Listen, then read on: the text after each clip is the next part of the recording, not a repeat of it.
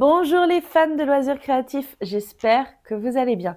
Je me suis dit que ça faisait longtemps que je ne vous avais pas fait un bon podcast pour faire le point sur tous mes projets. Mais avant de commencer à vous faire ce podcast et surtout à faire le point sur mes projets, il y a vraiment un sujet dont il faut absolument parler. Je ne sais pas si vous avez vu passer ça, il s'agit de l'alerte de Fable Knitwear. Et là, vous allez me dire, mais qu'est-ce que c'est Cassie? De quoi tu nous parles?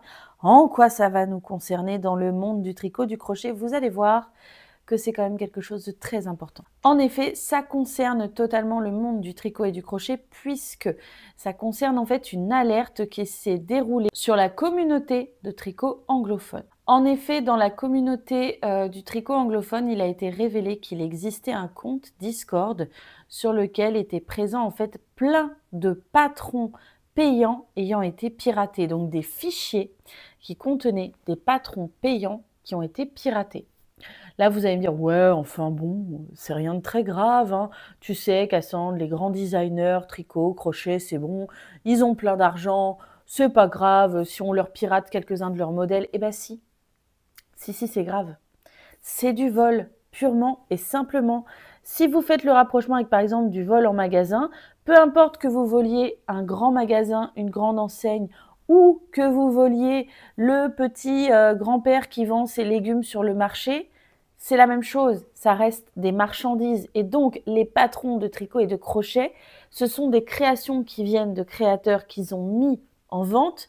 Et il faut respecter ça, en fait. En plus, on ne va pas se mentir qu'il y a plein de plateformes où on peut trouver des modèles gratuits, que ce soit Pinterest, Ravelry ou Hobby, sur lequel, en fait, on va trouver plein de patrons gratuits.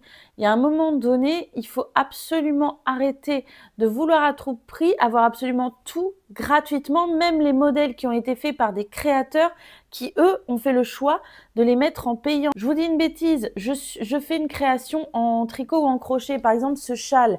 Si je décide que je veux le mettre en vente, j'ai le droit, c'est ma création. Si je décide que je veux le donner gratuitement à quelqu'un, c'est aussi mon droit, c'est ma création, mais dans tous les cas, mon choix doit être respecté. Et là, c'est la même chose par rapport aux patrons, aux créations de designers et de designeuses dans le monde du tricot, du crochet, de la couture, etc. On n'a pas à aller leur voler leur travail de création. Enfin, vous voyez ce que je veux dire? Je tenais absolument à en parler parce qu'à un moment donné, il faut mettre ça en lumière en fait. C'est grave, c'est quelque chose qui ne se fait pas. Je me doute que tout le monde ne sera pas d'accord avec moi, mais pour ma part, j'estime que c'est mon compte et que donc j'ai le droit de m'exprimer si je le souhaite et je tenais absolument à le faire. Maintenant que tout ça a été abordé, nous allons pouvoir vraiment attaquer le gros sujet de ce podcast qui va se dérouler en plusieurs étapes, mes projets, que ce soit projet fini, projet en cours ou éventuel projet à venir. C'est parti! Et nous allons commencer avec le gros projet que j'ai fini et que je porte sur moi. Je l'avoue, j'en suis pas peu fière, hein. Il s'agit de mon châle des mystères. Ici, j'avoue que franchement, j'en suis tellement contente. Je vais vous le montrer un petit peu plus comme ça. Donc, le châle des mystères, c'était le châle mystère de ma chaîne YouTube qu'on a commencé en octobre 2024 et qu'on a terminé là en janvier 2025. Alors, ce n'est pas le premier châle mystère que je faisais sur ma chaîne YouTube, j'en ai déjà fait plusieurs, mais celui-ci, voilà, c'est le premier qui est en full mosaïque. Parce que oui, tous les motifs de haut en bas, c'est de la mosaïque. Il y a juste le tout début en haut. Alors, j'ai pas encore rentré tous les petits fils, hein, faut que je le fasse. Le début tout en haut qui est juste un petit peu de point mousse. Puis, on attaque sur une foule de mosaïques entrecoupées par un rang de point mousse ou deux ici quand je veux les séparer. Et j'ai décidé de terminer par une bordure picotée ici pour créer un petit peu de relief en bas. Je vais pas vous mentir, j'en suis totalement amoureuse. Je l'aime, mais tellement ce châle. Voilà, j'en suis red dingue. Alors, j'ai utilisé dans ce châle des laines qui viennent de chez différents teinturiers. Le vert et le violet, Voilà, le vert et le violet ici, ce sont des laines qui viennent de chez l'Atelier de Vigny, une base toute simple de mérino et nylon. Le doré, jaune doré, là, qu'on voit un petit peu par ici, là. Le jaune doré, lui, vient de chez Baba Wool. C'est un mélange mérino et tencel que j'aime énormément. Et pour le orange, là, j'ai utilisé 2 fils que j'ai tricotés ensemble. Le premier fil, hop, qui est un coloris qui vient de chez Ophildorus. Alors là, on peut voir qu'il y a les 2 fils. Hop. Le premier fil, un coloris qui vient de chez Ophildorus, donc je disais, qui en fait est une base toute simple de mérino et nylon. Mais j'ai ajouté un petit fil de mohair, coloris potimarron, qui vient de la ferme du Lion Vert. Et du coup, ça donne un effet, vous voyez, un côté poilu. Voilà. J'aime énormément, j'aime infiniment.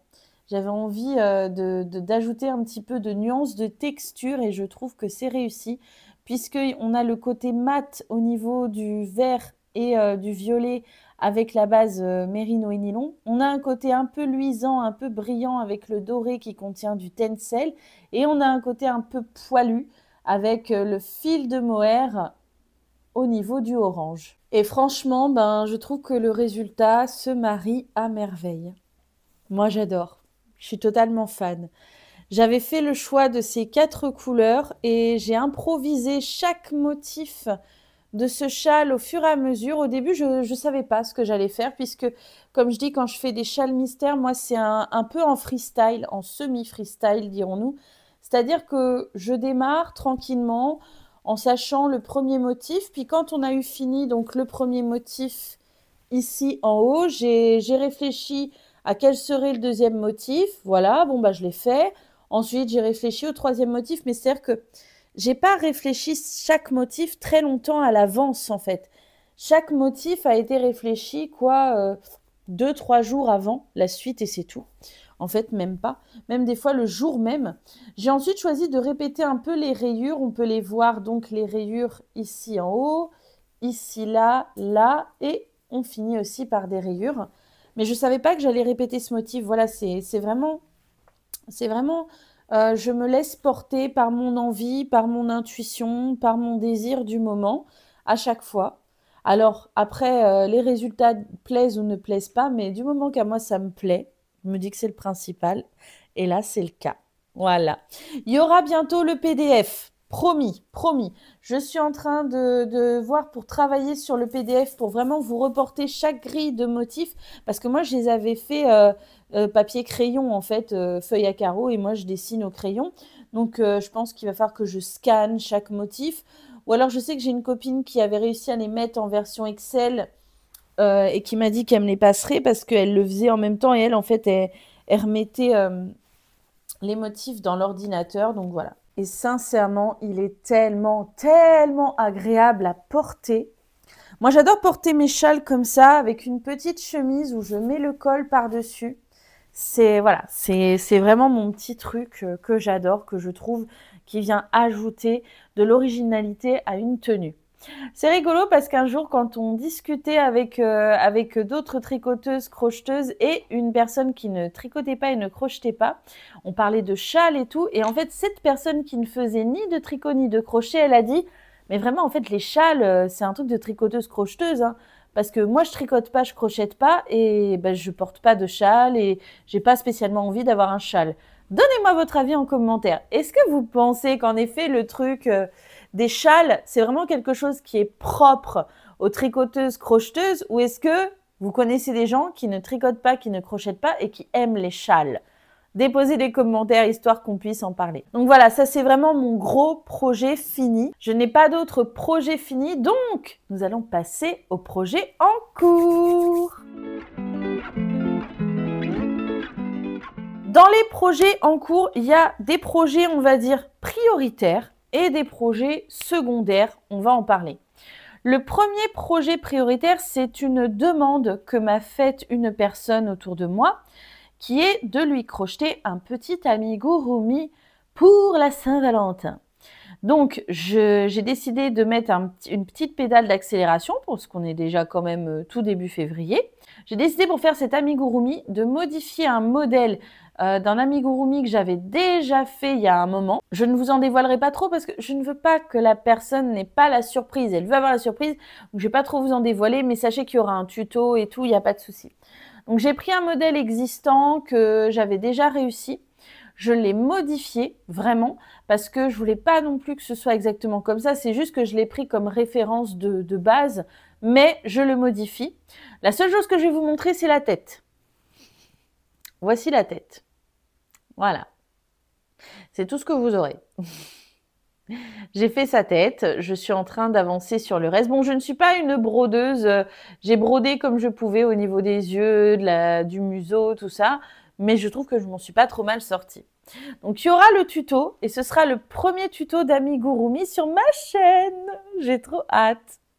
Je suis super contente. Donc, j'avance bien dessus. J'ai aussi ajouté des petits éléments qui n'y avait pas de base dans le patron dont je me suis inspirée. Voilà, j'ai décidé de faire à ma sauce. J'ai décidé de faire à ma sauce et pour l'instant, ça rend bien, ça me plaît, donc je suis bien contente. Alors pour le faire, j'ai simplement opté pour du coton de chez Katia. J'ai pris donc la Capri de chez Katia. Pour l'instant, j'ai pris 4 couleurs. Voilà, donc le blanc pour le corps, du bleu foncé, du bleu ciel et du vert clair. Voilà. Il est possible que j'ajoute peut-être d'autres couleurs pour certains petits éléments de sa tenue et tout, mais je ne vous en dis pas plus. De toute façon, toutes les infos seront données quand je sortirai le tuto. Le deuxième projet prioritaire, il s'agit du projet qui donnera lieu au futur live que nous allons attaquer soit toute fin février, soit début mars. J'ai annoncé en effet que nous allions faire un nouveau projet mystère, soit fin février, soit début mars. Ce projet mystère, cette fois-ci, ce sera des chaussettes. Donc, je ne vais pas vous les montrer, mais je vais vous montrer la laine que j'utilise tout de même. Donc, j'utilise un coloris à moi que j'ai teint moi-même et qui est pas mal souvent sur ma boutique parce que c'est un coloris que j'arrive bien à reproduire. Alors, si je retrouve la bonne étiquette, ce sera mieux. Voilà. Il s'agit du coloris sel de l'Himalaya que je teins moi-même. Hein. Pour rappel, vous pouvez en trouver sur ma boutique en ligne. S'il n'y en a plus au moment où vous regardez la boutique tout de suite, il y en aura dans quelques temps parce que c'est un coloris que j'aime beaucoup faire et que je reproduis régulièrement. Donc, je vais faire cette paire de chaussettes avec une seule couleur, enfin un seul coloris parce que je veux que ce soit une paire de chaussettes assez facile. Et là, j'en entends déjà me demander, d'accord Cassie, mais est-ce que c'est accessible aux débutants? Alors oui et non. Oui, je sais. C'est une réponse typiquement normande. Je suis normande. Donc voilà. Oui et non, pourquoi? Parce qu'en fait, pour pouvoir faire cette paire de chaussettes, il faudra savoir tricoter en magic loop, en cercle fermé. Savoir faire des mailles à l'endroit, des mailles à l'envers. Je pense qu'à partir de là, vous pourrez les faire sans problème. Il n'y aura pas de souci. Donc, ce sera avec une laine toute fine parce que je veux des chaussettes un peu printemps. C'est tout de même une base mérino et nylon. Je rappelle que pour faire des chaussettes, il faut une base qui contienne ou du nylon ou du polyamide afin de rendre les chaussettes résistantes au frottement. Nous en avions parlé avec Marie dans le gros podcast sur les chaussettes au tricot. Voilà, c'est quand même important. Moi, je veux des chaussettes qui puissent tenir, donc j'ai pris mérino et nylon. Comme ça. C'est un fil tout fin, donc ce sera sur des aiguilles 2,5. Moi, je fais mes chaussettes uniquement en magic loop, donc avec des aiguilles 2,5 et un câble de 80 cm à peu près. Voilà. Et à moi, ça me convient bien. Et je range le tout dans mon sac à tricot qui a été fait par mon amie Marie du Nid de la Linotte, qui tient le café tricot de Saint-Sauveur-le-Vicomte.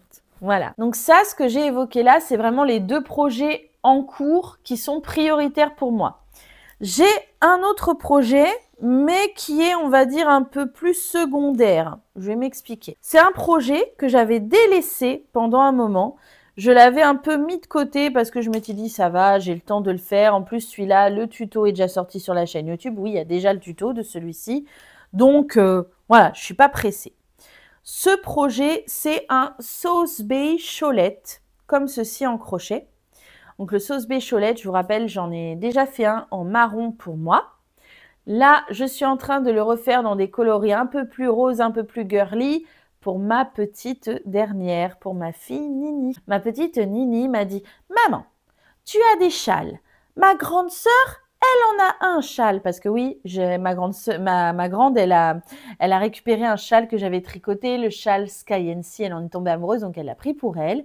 Et ma petite, elle me dit « Maman, du coup, moi, j'ai pas de châle. Moi aussi, je veux un châle. » Et du coup, je suis partie sur l'idée de lui faire un sauce bécholette. Comme ça, elle aura le même que moi, puisque moi, j'ai un sauce bécholette.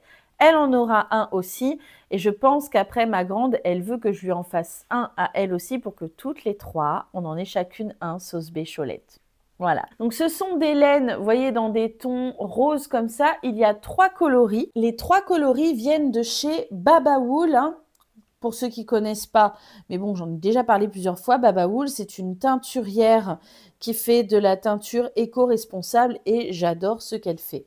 Donc, au niveau des coloris, on a celui-ci qui est une de ces laines du soleil et celui-là aussi. Voilà, on a ces 2 coloris-là et entre deux, je mets un peu de celui-ci. Voilà, comme ça. Voilà, donc ça crée des nuances très douces. Moi, j'aime bien. Ça crée des changements de couleurs, mais des changements de couleurs, vous voyez, qui sont pas trop flashy, qui sont pas trop marqués, qui sont pas trop contrastants. Vous allez me dire, bah, c'est dommage, Cassie, quitte à faire des changements de couleurs, il faudrait que ça se voit un peu plus. Moi, j'aime bien comme ça. Je trouve que c'est doux, c'est joli, c'est harmonieux. Donc, moi, ça me plaît comme ça. Et à ma petite, ça lui plaît, donc c'est le principal. Donc, autant dire que je suis loin de l'avoir fini parce que je veux le faire vraiment bien grand. Parce que je me dis comme ça, si elle veut le garder plus tard quand elle sera plus grande, bah, elle pourra. Ce sont des bases qui contiennent 55% de BFL, 45% de soie pour celui-ci. Et ceux-là doivent contenir du tencel, normalement, si je ne vous dis pas de bêtises. Et moi, bah, j'aime énormément. Si vous faites du crochet, dites-moi si vous avez déjà fait le sauce bécholette. Si ce n'est pas le cas, n'hésitez pas à regarder, tapez Cassie Tricotte, sauce bécholette. Vous trouverez le tuto vidéo que je vous ai fait pas à pas, détaillé pour pouvoir le faire. C'est un pur bonheur. Ce châle, il est accessible vraiment aux personnes qui débutent en crochet du moment que vous savez faire des mailles en l'air, donc les chaînettes mailles en l'air, et des brides, vous pouvez le faire sans problème. Vraiment. Il n'y a pas de souci. C'est un modèle qui justement va vous permettre de bien travailler sur vos brides, tout ça. C'est absolument génial. C'est un pur bonheur. C'est le premier châle que j'ai fait au crochet. J'avais quoi moins de 2 mois de crochet dans les mains. Et j'en ai fait un grand en marron. Ah, le grand marron, j'avais quoi même pas 2 mois de crochet dans les mains que je l'ai fait. Donc voilà. Puis franchement, il est super joli. Moi, j'adore. Je suis vraiment fan de ce modèle. Ma copine Marie, qui m'a appris ce modèle, qui m'y a initié, elle l'a fait dans toutes les couleurs et je la comprends tellement parce que c'est franchement du bonheur. Maintenant, nous allons aborder les futurs projets éventuels.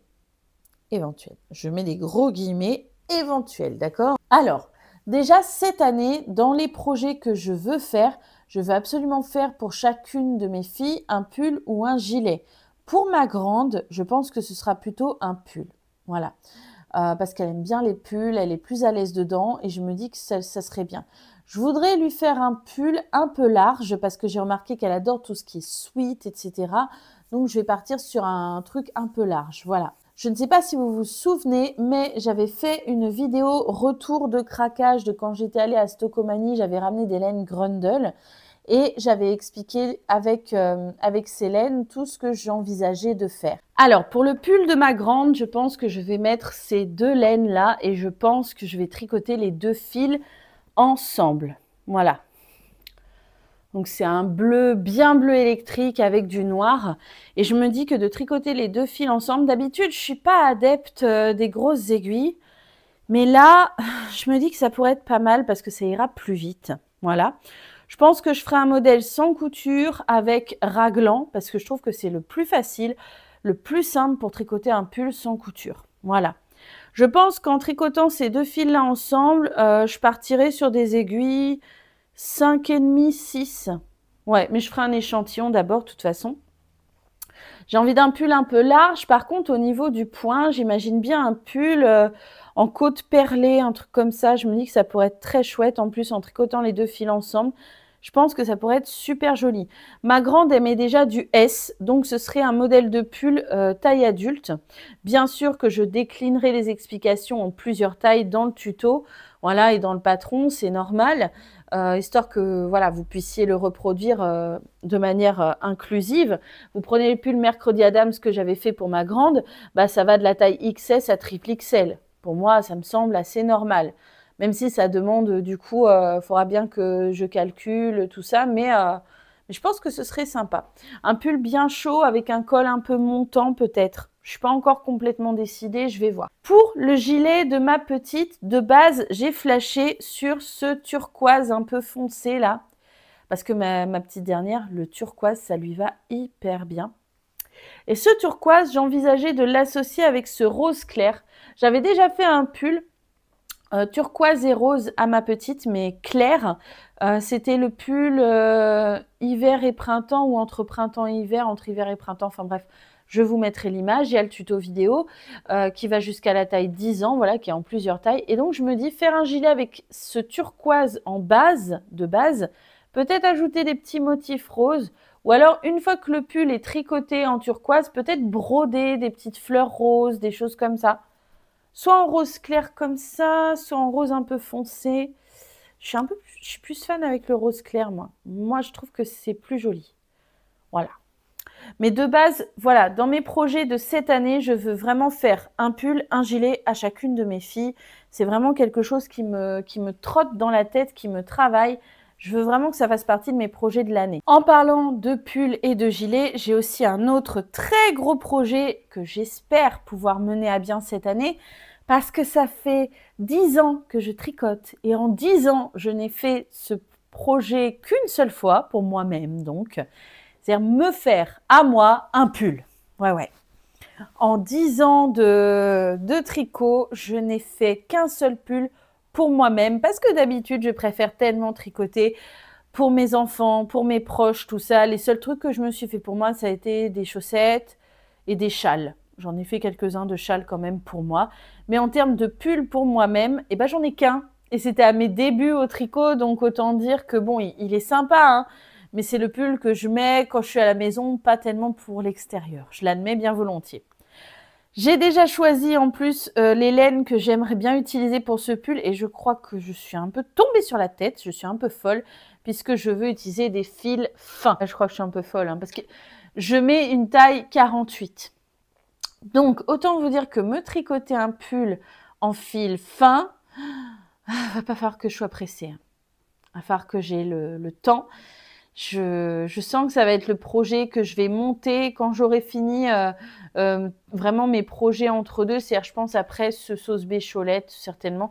Voilà, ce sera le projet qui sera long à faire, mais j'ai tellement envie de le faire. J'ai choisi d'utiliser des coloris que j'ai teints moi-même avec du café. C'est pareil, c'est des coloris que vous pouvez retrouver régulièrement sur ma boutique en ligne. Je les aime beaucoup, donc c'est des bases toutes simples. Ici, on est sur une base mérino et nylon qui fait 425 mètres. Teinture au café. Et là, pareil, teinture au café, mais sur une base mérino et tencel. Donc, c'est pas exactement la même couleur. C'est pas non plus des couleurs qui tranchent beaucoup, mais j'ai envie d'un projet tout en nuances.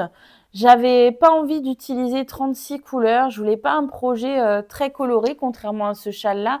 Là, j'ai vraiment envie de quelque chose de doux, de nature au niveau des coloris. Et donc, les teintures au café, ben, moi, j'adore la couleur que ça donne. J'adore ces marrons comme ça, un peu glacés, caramel. Moi, j'aime bien. Là, on a un peu miel, là, un peu café, caramel. J'adore. N'hésitez pas à me dire ce que vous en pensez. Mais voilà, moi, c'est vraiment ce que j'ai envie pour me refaire un pull enfin. Pour moi, le deuxième pull que je me ferai en 10 ans. Il est temps quand même. Ensuite, en autre très gros projet que je vais mener cette année, il y a un projet pour mon mari, que mon mari me réclame depuis l'année dernière. En fait, mon mari, à force de regarder mes vidéos que je fais sur le tricot et sur le crochet et tout ça, les réseaux sociaux sur lesquels il va se sont mis à lui faire voir aussi d'autres vidéos de tricot et crochet qui viennent d'autres créateurs. Et un jour, il est tombé sur la vidéo d'un gars qui crochette, je crois qu'il est espagnol, avec une moustache et tout, et bref, et ce gars est hyper doué en crochet, et il s'est fait au crochet une chemise à manches courtes. Et là, mon mari me montre cette vidéo, donc, de cette chemise à manches courtes, crochetée, et il me dit, mais j'adore, j'adore. Il me dit, je te demande rarement de me faire un truc, mon amour, et c'est vrai. En général, si je lui tricote un truc, c'est parce que moi, j'en ai envie, mais lui, il me demande jamais rien. Mais là, il me dit, si tu veux vraiment me faire quelque chose pour me faire plaisir, tu me fais ça. Une chemise à manches courtes en crochet. Autant dire que c'est pas tombé dans l'oreille d'une sourde et j'ai même déjà choisi les laines que je vais utiliser pour lui faire cette chemise. Alors encore une fois, c'est des coloris que j'ai teints moi-même. Ici, on est sur le coloris citronnade, donc un jaune très clair, un jaune un peu glacé, dirons-nous, voilà. Et à côté, on est sur un gris vert. Selon la lumière, ça va être gris argenté et sinon, ça va être un vert très clair, un peu argenté. Ce coloris-là, je l'ai obtenu en utilisant des pétales de rose. Oui, oui. Et donc, j'envisage d'utiliser ces deux coloris ensemble. Je pense que pour la chemise, je vais me baser un petit peu sur le principe, vous savez, du gilet hexagonal, mais sans faire des manches longues, en fait. Vraiment manches courtes. Et ensuite, eh bien, je rallongerai le bas pour que ça tombe assez bas quand même au niveau du corps. Vous voyez ce que je veux dire ou pas? Je ne sais pas si c'est clair, mais j'ai ma petite idée. Et je pense que c'est plutôt une bonne idée. Je pense que c'est bien. Voilà. En plus, je pourrais comme ça l'adapter à sa morphologie parce que mon mari est très grand et très mince. Donc, il faut une chemise pour moi qui soit quand même assez longue, mais pas large. Donc, je pense que le principe du gilet hexagonal, c'est le mieux parce que c'est ce qui va le mieux me permettre d'adapter par rapport à sa physionomie. Et enfin, dernier projet qui me trotte dans la tête. Et cette fois-ci, ce n'est pas pour un être humain. Non, ce n'est pas pour un être humain. C'est pour mon petit chien Hubert. Mon petit Hubert, vous allez me dire, mais comment ça, Cassie, tu veux faire un truc pour ton chien? Oui, oui, je vais vous expliquer. En fait, mon petit chien Hubert, c'est un petit shih tzu. Donc, la plupart du temps, il a les poils longs. Voilà, surtout en hiver. En hiver, en général, je lui laisse les poils longs parce que, comme ça, je me dis, il n'a pas froid et tout. Sauf que petit Hubert est un shih tzu des champs, dirons-nous. C'est-à-dire que c'est un aventurier qui aime bien courir, gambader, se rouler et tout ça. Et quand il a le poil long, bah, ses poils ont tendance à s'emmêler. Mais pas mal. Et je me rends compte qu'en fait, ce qui lui va le mieux, c'est quand il a quand même le poil à ras, mais la tête quand même poilue. Sauf qu'il n'y a pas longtemps, je me suis rendu compte que j'avais délaissé le brossage. C'est-à-dire que d'habitude, je le brosse très régulièrement, mais j'étais pas mal occupée, ça a fait pas mal de nœuds. Et donc, mon petit Hubert, j'ai été obligée de le tondre, de le raser. Et le pauvre bébé, bah, il a froid. Il a froid. Et comme c'est un chien quand même, comme j'ai le matériel qu'il faut à la maison, eh bien que je compte à partir de maintenant tondre, raser régulièrement pour qu'il n'y ait plus de problème d'avoir des gros nœuds, je me suis dit, bah, petit bûchon, ça serait peut-être bien que je lui fasse un petit pull. Un petit pull pour mon petit loulou, pour pas qu'il ait trop froid. Et là, j'ai trouvé donc dans ma réserve 3 laines comme ceci, qui je pense pourraient être très sympas pour lui faire un petit pull. Ces laines, ce sont des laines de mouton avranchin, 100%, et les coloris viennent de chez Baba Wool. Voilà. C'est une laine assez épaisse, et comme mon chien est assez petit, je me dis que ça ne devrait pas prendre trop longtemps. Je me dis que ça ne devrait pas être très long. Et petit bouchon, bah comme ça, il n'aura pas trop froid. Quand il sera rasé, quand il sera tondu, le petit pull pour sortir, ça sera mieux quand même pour éviter qu'il attrape froid. Est-ce que vous aussi, vous avez déjà tricoté ou crocheté pour vos animaux de compagnie? Si c'est le cas, n'hésitez pas à me déposer des commentaires. Et puis c'est vrai que j'ai jamais fait de tuto de pull pour chien. Je me dis, voilà, ce sera sympa. Et puis moi, je serais contente, je serais toute fière de le voir porter un joli petit pull comme ça. Je crois avoir fait à peu près le tour. Je crois que je vous ai tout dit. Je pense n'avoir rien oublié. N'hésitez pas à vous abonner pour ne pas rater toutes les prochaines vidéos, que ce soit les podcasts ou les tutos. N'hésitez pas à déposer des commentaires, des petits j'aime et à partager si vous le souhaitez. Moi, je vais retourner à mes projets. Je vous fais des gros bisous et je vous dis à bientôt pour d'autres vidéos. Bisous, bisous!